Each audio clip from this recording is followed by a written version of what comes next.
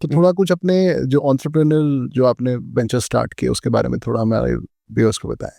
एक तो मेरे सबसे पहले जो मैंने आपको बताया, मैंने अपनी एजेंसी स्टार्ट करी। करेक्ट। वो एजेंसी नहीं थी, एक तरह से फ्रीलांसिंग गिग थी, राइट। जो दोस्तों के साथ मिलके करी गई। राइट। इंजीनियरिंग कंप्लीट करने के बाद में मैं एमबीए में, मैंने जैसे बताया, पढ़ाई लिखाई का बनता पूरा का पूरा।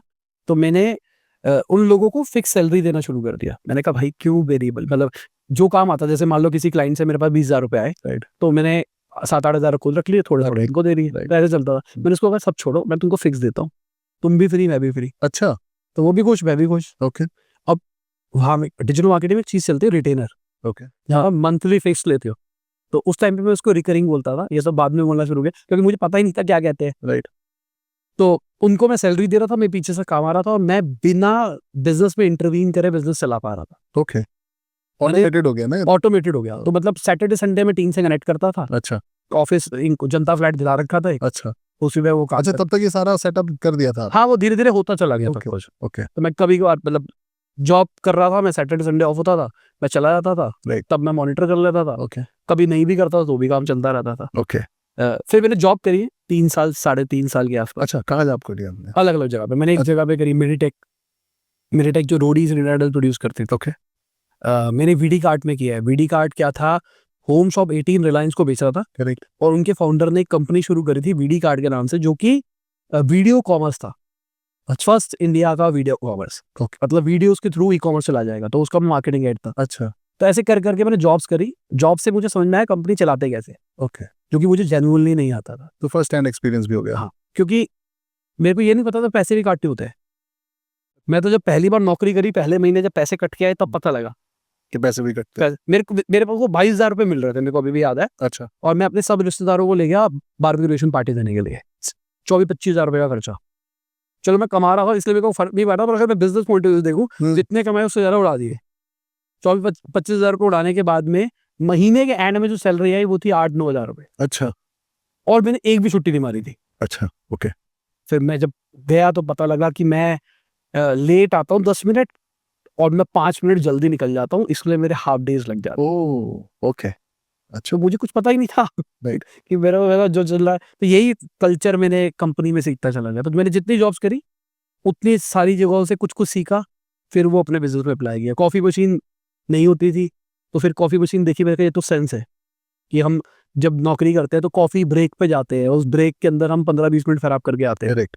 इस वाली कंपनी ने मशीन लगा रखी है, इसकी वजह से ब्रेक नहीं होती है, दिस इज स्मार्ट, तो मैंने भी कॉफी मशीन लगानी।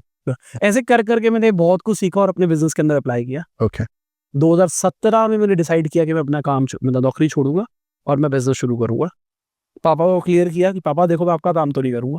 अच्छा, आप केमिकल के बिजनेस में गए नहीं? केमिकल के बिजनेस में ही गया, अच्छा। बट मैं पापा के बिजनेस में नहीं गया। अच्छा, इंडिपेंडेंट। हाँ, मैंने कहा मैं पापा अलग से काम शुरू करूंगा, क्योंकि आपकी और मेरी बिजनेस आइडियोलॉजीज में डिफरेंस है। ओके। क्योंकि उनका थॉट प्रोसेस थोड़ा अलग चलता था, मेरा थोड़ा अलग। कोई ट्रेडिशनल फॉर्मेट था उनका हाँ, काम करने और उनको डिजिटल नहीं समझ में आता था। Alright. वो कहते थे कि कोई भी बिजनेस करने के लिए कुछ भी मांगने के लिए आएगा सब दे देंगे। अच्छा। हाँ, ओके। वो कहते हैं A to Z सब देंगे हम, फूड केमिकल में जो चाहिए। मैं कहता हूँ स्पेशलिटी लेते हैं, स्पेशलिटी से हम बल्क में परचेज कर सकते हैं, जिसकी वजह से प्राइस कम हो सकता है, कॉम्पिटिटिव एडवांटेज आ सकती है। राइट। मैं उस पे था, पापा उस पे थे, और पापा ने इतना कुछ बना लिया उससे, तो इसलिए कुछ बोल भी नहीं सकते। हाँ। तो शुरू किया 2017 के अंदर अपने भाई के साथ में। अच्छा खासा उसको भी ग्रो किया, साथ में एजेंसी भी चल रही थी। तो अब एजेंसी थोड़ा इन हाउस भी होनी शुरू हो गई थी। ओके। और 17 के अंदर ही मैंने यूट्यूब चैनल भी शुरू कर दिया। अच्छा, ये पैरेलली आपने ये पैरेलली, मतलब लॉजिकली मैंने यूट्यूब चैनल जॉब के साथ में शुरू किया। फिर मेरे को इतना स्ट्रेसफुल लगने लगा तीनों चीजों को हैंडल करना, कि मैं एजेंसी भी चला रहा था, मार्केटिंग हेड भी था। और मार्केटिंग हेड मतलब आप मान के चलो कि पूरा बहुत ज्यादा प्रेशर होता है। और उसके साथ में मैं यूट्यूब चैनल भी कर रहा था, तो और रोज की एक वीडियो आ रही थी, जो कि एंड टू एंड खुद कर रहा था, रिसर्च, शूट, एडिट, अपलोड, सब कुछ। फिनोमिनल साहिल जी। तो बहुत स्ट्रेसफुल हो रहा था। और मैं एक दिन रोया, जो मेरी गर्लफ्रेंड थी, जो मेरी आज वाइफ है, अच्छा। उससे मेरी बात हुई। उसने कहा छोड़ दो ना, इतनी क्या टेंशन लेनी है, मतलब नौकरी। मैं कहा, छोड़ दो, इतनी क्या टेंशन लेनी है।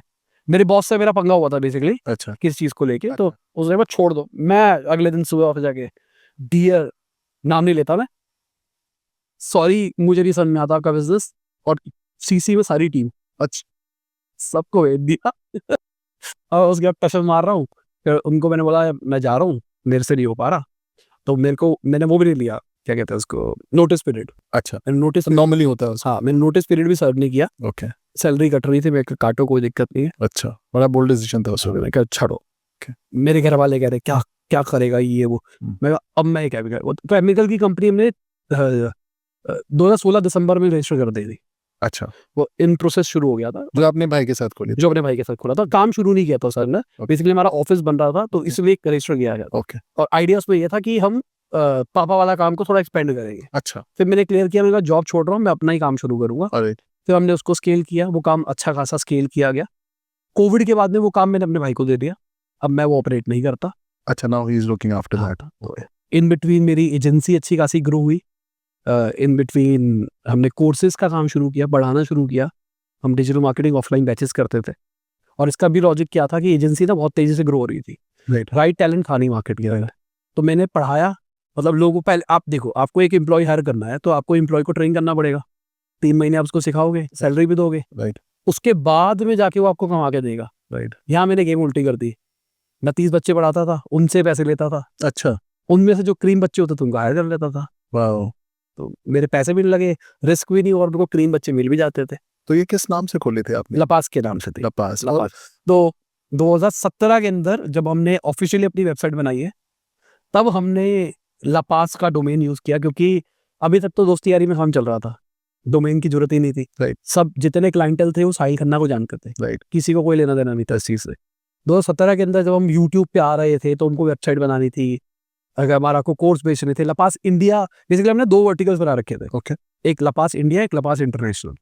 इंटरनेशनल क्या था, जो सिर्फ इंटरनेशनल क्लाइंट्स का काम करता था, वहाँ पे एम्प्लॉयज को सैलरी भी बहुत अच्छी मिलती थी। अच्छा, लपास इंडिया जहाँ पे इंडियन क्लाइंट्स का काम किया जाता था, वहाँ पे सैलरी कुछ भी नहीं मिलती थी। ओके, मतलब क्योंकि क्लाइंट अगर हमको नहीं देगा तो हम कैसे दे पाएंगे। ऑब्वियस है। तो वहाँ पर हम रखते थे मीडियोकर टैलेंट, जो कि स्पीड से काम कर पाए, वहाँ पे रखते थे हाई क्वालिटी टैलेंट।